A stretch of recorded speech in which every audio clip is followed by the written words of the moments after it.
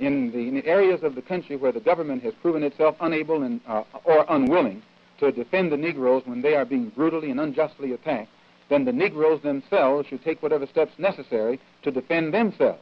And one of the best methods by which this can be done is to establish rifle clubs. It's legal in this country to own a rifle. This doesn't mean that the Negro is going to initiate some kind of aggressive action against anybody, but it does mean that the Negro will be serving notice that no longer does he believe in turning the other cheek and being the constant victim of someone else's brutality. You seem to be dissatisfied with everything. Just what do you want? I'm not dissatisfied with everything. What you are able to see with your analytical mind is that everything that is offered doesn't produce what it's supposed to produce. And I'm just telling you that it doesn't produce what it's supposed to produce. Well, what is your ultimate aim? The only way the problem can be solved. First, the white man and the black man have to be able to sit down at the same table. The white man has to feel free to speak his mind without hurting the feelings of that Negro. And the so-called Negro has to feel free to speak his mind without hurting the feelings of the white man. Then they can bring the issues that are under the rug out on top of the table and take an intelligent approach to get the problem solved. We need an action program while we are Muslims, or while we are Christians, or while we are whatever we are. We still need an action program that will eliminate these evils that are in our community. And this is what we're trying to do with the Muslim Mosque Incorporated. Do you consider yourself militant? I consider myself Malcolm.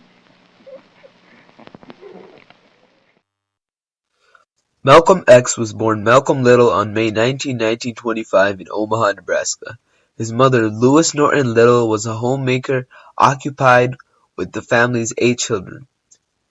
His father, Earl Little, was a Baptist minister and supported the black nationalist leader Marcus Garvey avidly, and this would later on influence him as he grew older.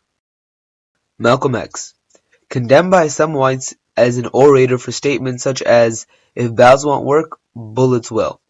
This was from his most famous speech called The Battle of the Bullet, which he gave on April 3, 1964 at Corey Methodist Church in Cleveland, Ohio. Malcolm X advised African Americans to exercise their right to vote, but he cautioned them that if the government continued to prevent African Americans from attaining equality, it might be necessary for them to put up arms. Malcolm X also gained widespread public notoriety for attacking civil rights leaders such as Dr. Martin Luther King, who he called Chump and Uncle Tom, by advocating self-defense against white violence and emphasizing black political power. Malcolm X's main message was that the discrimination led by many black Americans to despise themselves. He said that the worst crime committed by the white man was, and I quote, "has been to teach us to hate ourselves." Self-hatred caused the black Americans at the time to lose their identity, straighten their hair, and become involved in many crimes, drug addiction, and alcoholism. Before we can get a self-help program started, we have to have a self-help philosophy. Black nationalism is a self-help philosophy. What's so good about it, you can stay right in the church where you are and still take black nationalism as your philosophy. You can stay in any kind of civic organization that you belong to and still take black nationalism as your philosophy.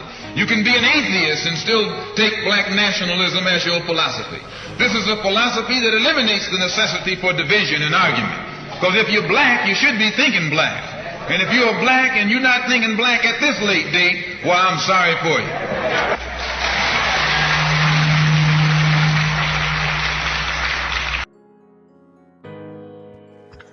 That was a piece from Malcolm X's famous The Battle of the Bullet speech. Malcolm X's speech, however, was not only about black nationalism, but the idea for voting and the denial and blatant disrespect that the black people received for voting.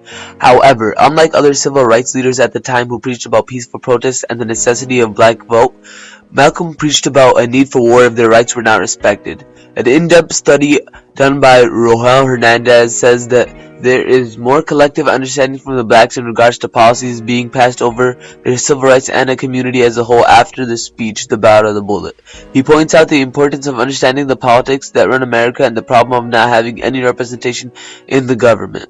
Furthermore, the actual purpose of this speech was to tell the black people that voting was a major necessity and that they needed to vote. But most importantly, it was an opportunity to preach black nationalism and spread its ideals about unity and group economization.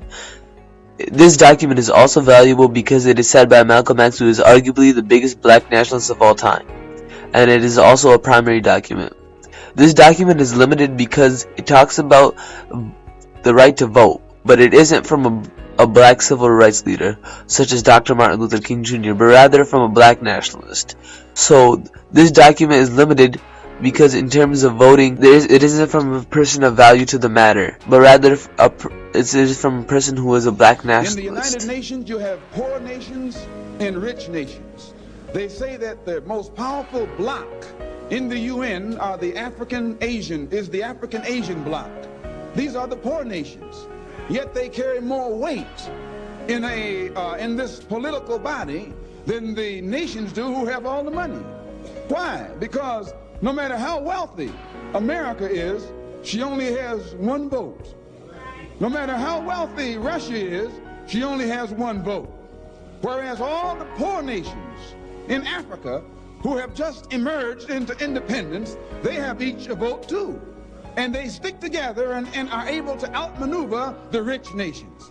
This is by having independence and the right to vote in the political world body, it has enabled the dark nations to band together and use the strength of their ballot to force the wealthy nations, which are the white nations, into giving more independence to other nations who are still under their jurisdiction. You and I have to look at this and understand this, that the ballot is as powerful as the bullet.